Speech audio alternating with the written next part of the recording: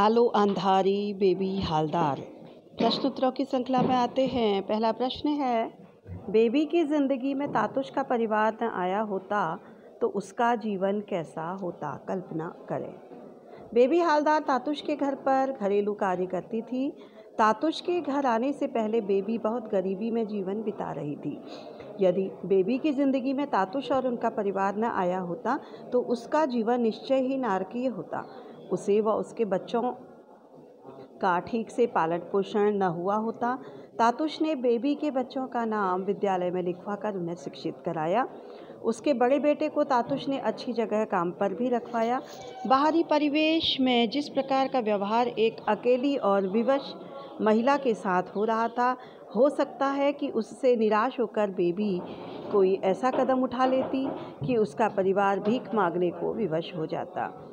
तातुश ने बेबी को बेटी का प्यार दिया। उसके परिवार के सभी लोग बेबी से सहानुभूति रखते थे। परिवार में पिता, पति और भाइयों के होने पर भी किसी ने बेबी का साथ नहीं दिया।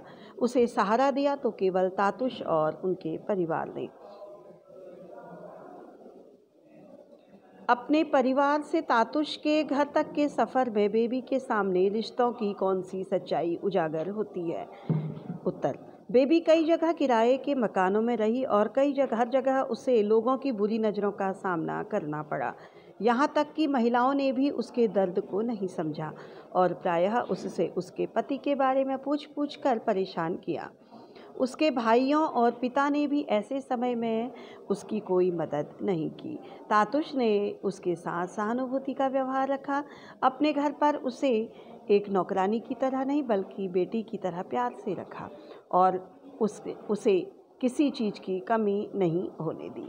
अपने परिवार से तातुश के घर तक के सफ़र में बेबी ने जान लिया कि रिश्ते दिल से बनते हैं, मान लेने भर से नहीं।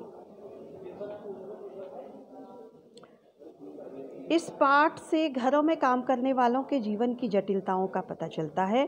घरेलू नौकरों को और किन समस्याओं का सामना करना पड़ता है, इस पर विचार कीजिए। इस पाठ से घरेलू नौकर नौकरानियों के जीवन की कई कठिनाइयों का पता चलता है।